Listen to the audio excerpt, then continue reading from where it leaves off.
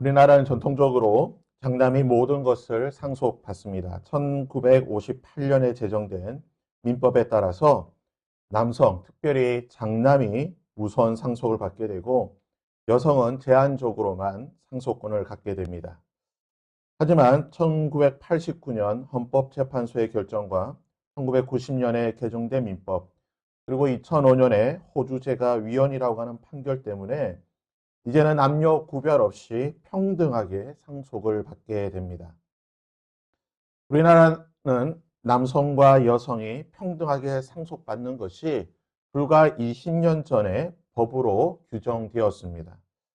하지만 성경은 무려 3,500년 전에 이것이 법으로 규정이 됩니다. 오늘 본문의 말씀이 바로 그 사실을 보여주고 있습니다. 26장은 40년 만에 실시된 두 번째 인구조사를 기록하고 있습니다. 민수기 26장에서는 인구조사의 목적을 두 가지로 이야기하고 있는데요. 첫 번째 목적은 2절 말씀에 이스라엘 자손의 온 회중의 총수를 그들의 가문의 조상을 따라 조사하되 전쟁에 나갈 만한 모든 자를 계수하라. 즉 국방의 의무를 위해서 병력을 지우기 위해서 인구를 조사하라. 모든 나라가 인구를 조사하는 목적이기도 합니다. 그리고 두 번째 인구조사의 목적을 52절과 53절에서 여호와께서 모세에게 말씀하여 이르시되 이 명수대로 땅을 나누어 주어 기업을 삼게 하라. 이스라엘 백성들에게 가나안 땅을 분배하기 위해, 즉 그들의 소유를 정하기 위해서 인구를 조사하라고 하나님께서 말씀하셨습니다. 하나님께서 약속하신 가나안 땅을 나누어 줄 때에는 원칙이 있습니다. 보통 우리가 무언가를 나누어 주는 이 분배할 때에 가장 중요한 원칙이 무엇입니까? 공평하게 나누어 줘야 됩니다. 인간의 심리라고 하는 것이 남의 떡이 더 커 보이는 것입니다. 분명히 똑같은 것을 분배받았음에도 불구하고 남의 것이 더 좋아 보이고 남의 것이 더 커 보이는 것이 인간의 심리인 것입니다. 그래서요, 일단은 무조건 공평하게 똑같이 분배를 해야 되는 것입니다. 그래서 하나님께서 이렇게 말씀하셨습니다.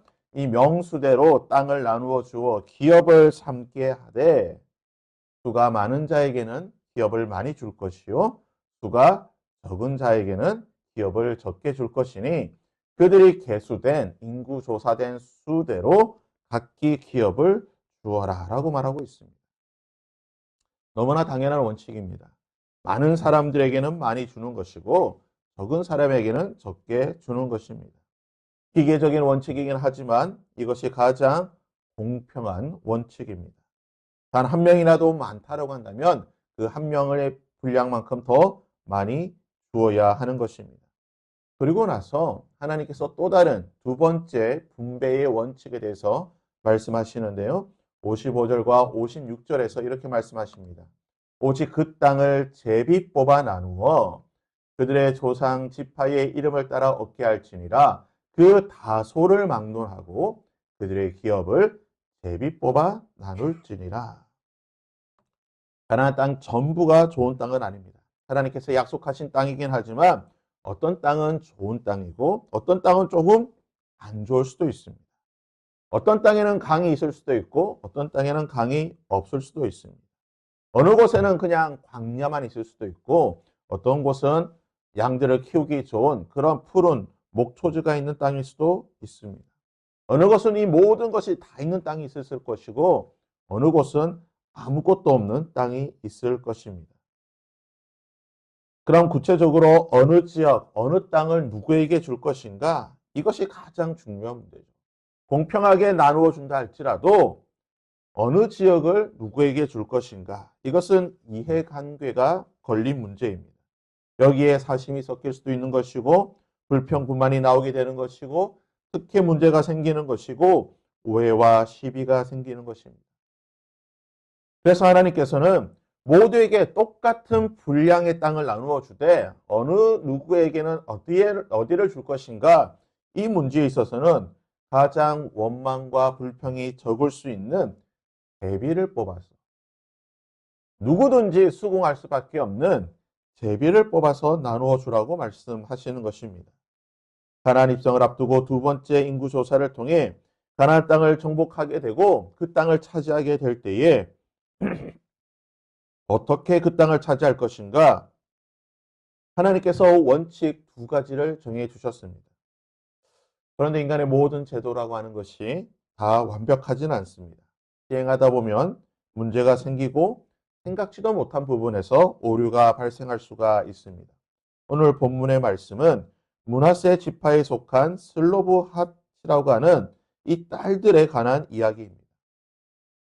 슬로브핫의 딸들은 민수기 26장 33절에서 한번 언급이 되어 있습니다. 헤벨의 아들 슬로브핫은 아들이 없고 딸뿐이라 그 딸의 이름은 말라와 노아와 호글라와 밀가와 디르사니라고 말하고 있고 계속해서 이제 27장 1절에서 이렇게 또 말하고 있습니다.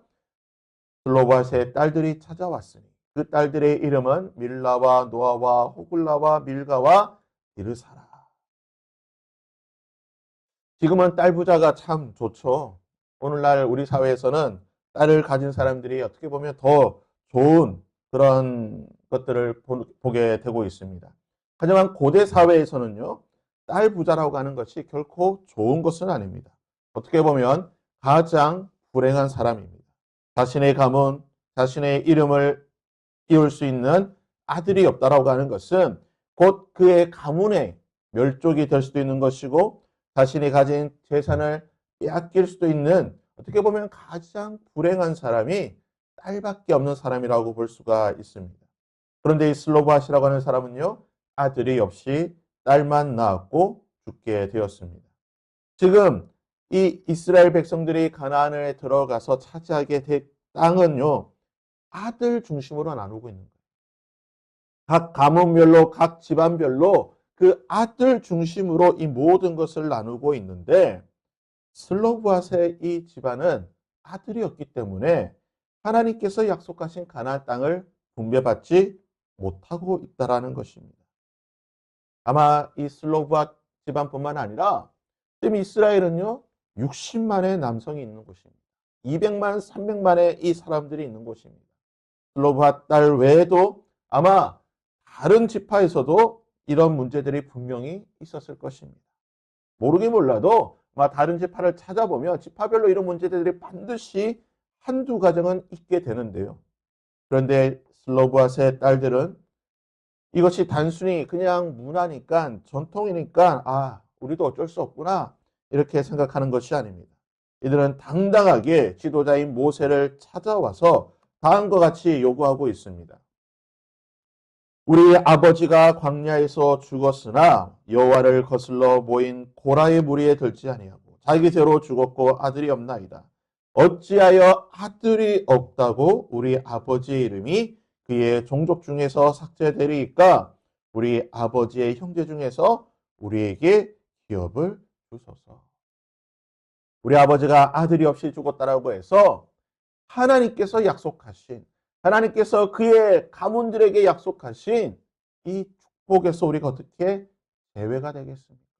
우리도 얼마든지 하나님의 축복을 받을 권리가 있습니다.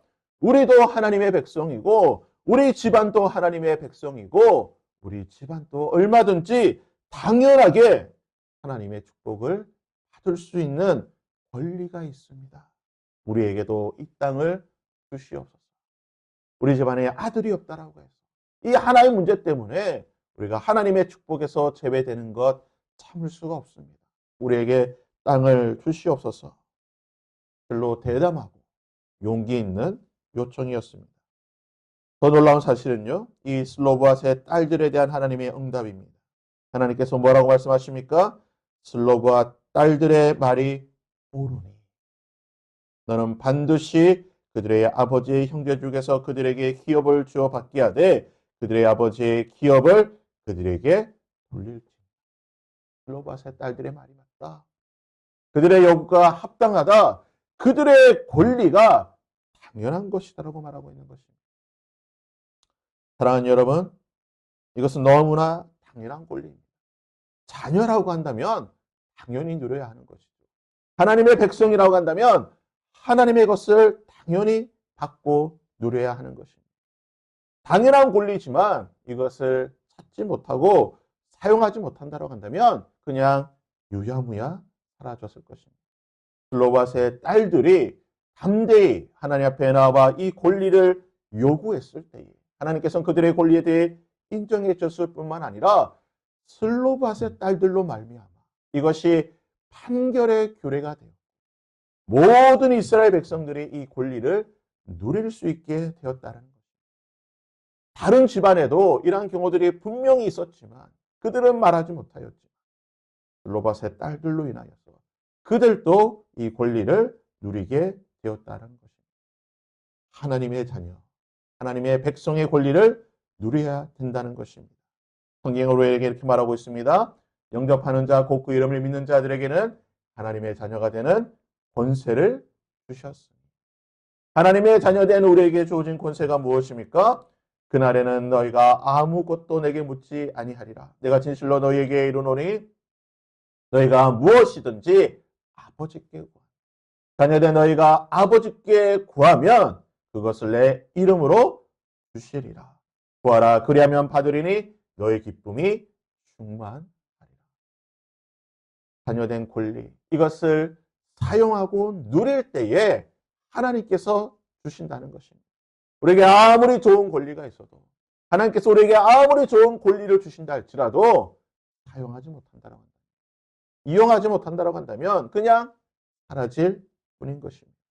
글로밧의 딸들처럼 하나님, 내가 하나님의 백성이니 하나님의 백성으로 누려야 할 이 당연한 권리를 나에게 주시옵소서.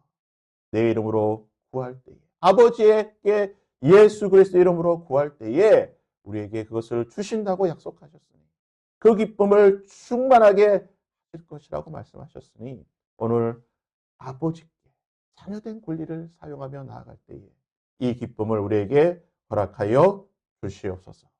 오늘 하루 자녀된 권리를 당당하게 하나님 앞에 요구하시고 예수의 이름으로 그것을 구하실 때에 응답받는 기쁨이 우리에게 충만할 수 있기를 주님의 이름으로 부탁드립니다.